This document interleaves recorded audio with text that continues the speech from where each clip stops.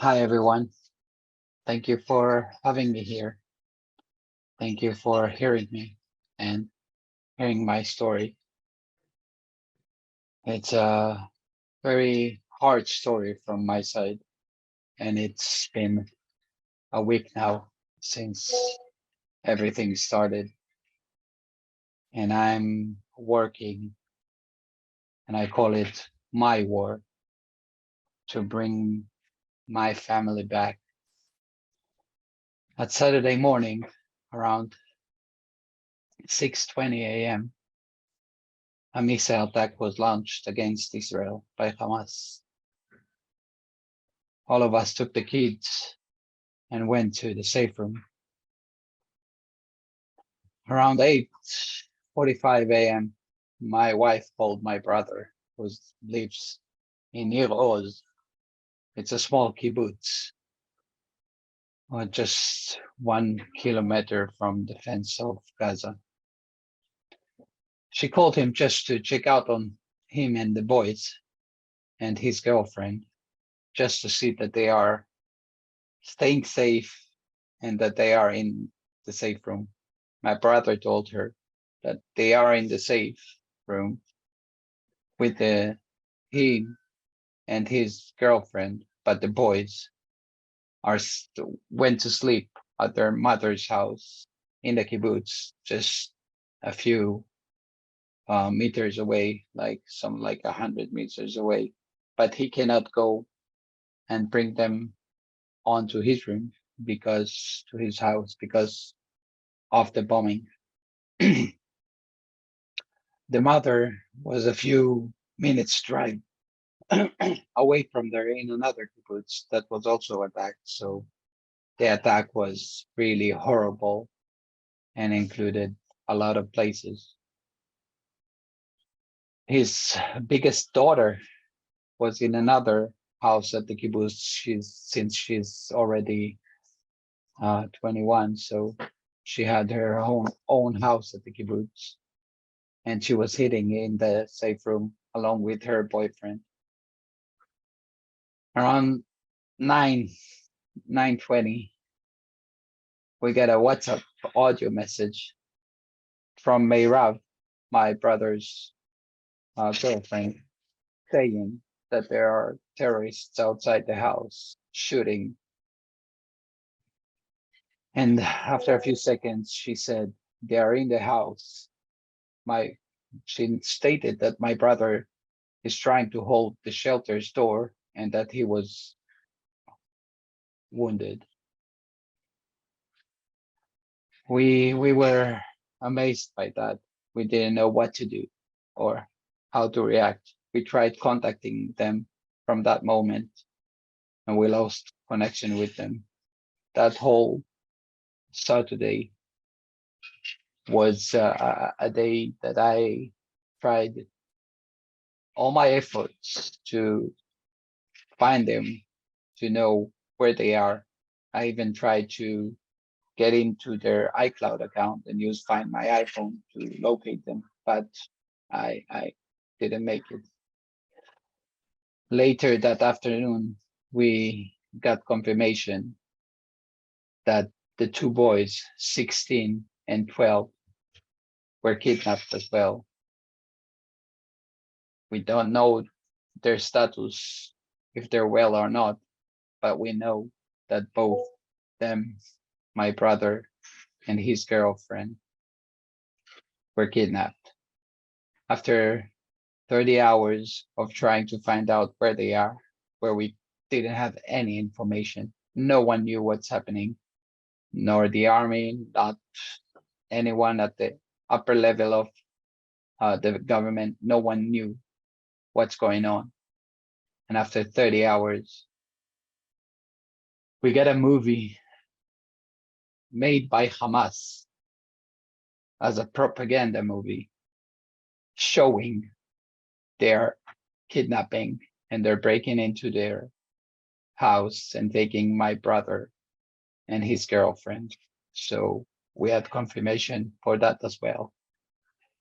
The funny thing is that everyone that saw that movie actually cried because of the horror that they saw.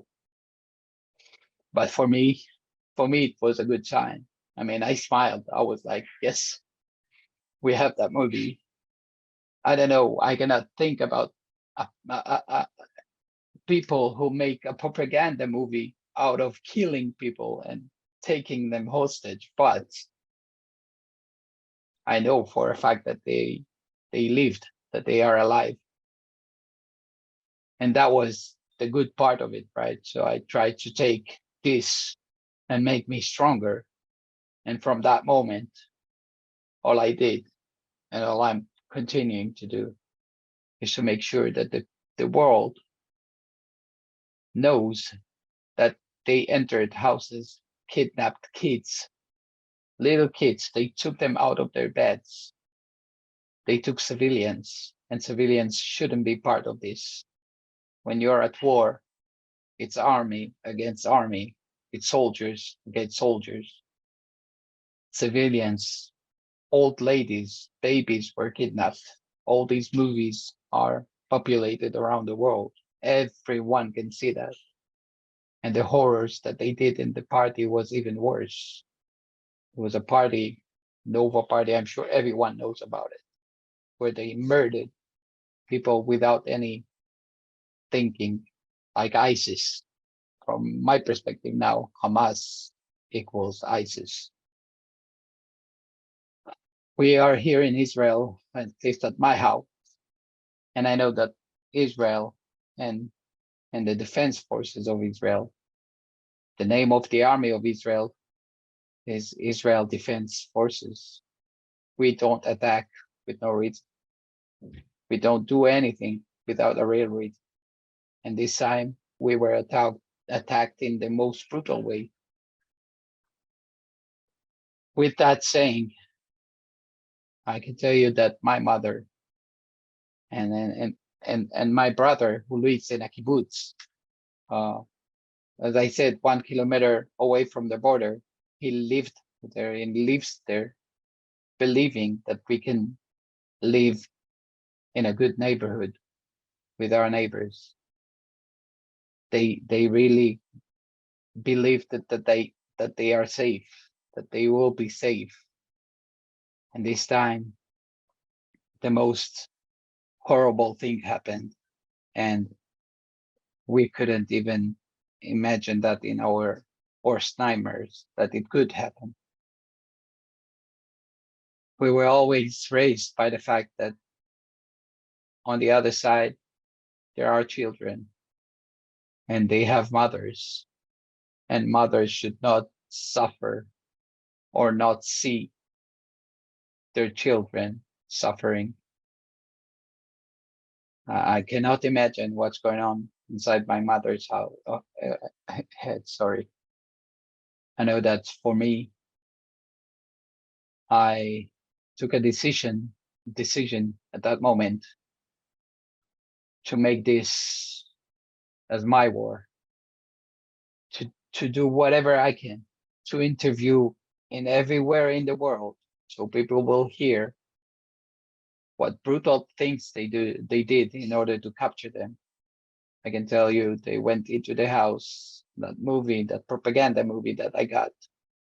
They used grenades inside a house to make sure that the people that are holding their shelter door or their safe room door will release that door so they could take them. And once you watch a movie like that, so it's an absurd, right? You see this brutality from one angle, but I saw them alive on the other angle. I don't think anyone in the world would understand or would feel what I felt. You see me here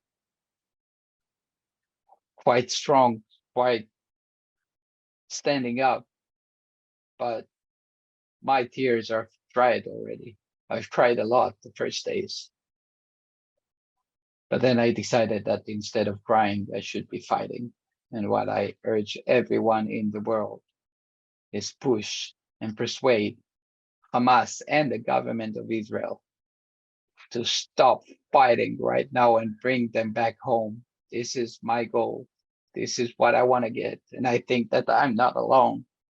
Almost 200 people were being kidnapped or being held hostage within Gaza. And we need to stop this bombing and killing and everything and just bring those who are innocent, those who are not part of this war, back home, safe and sound. Nothing else should matter right now but bringing them back home. That's my side of the story.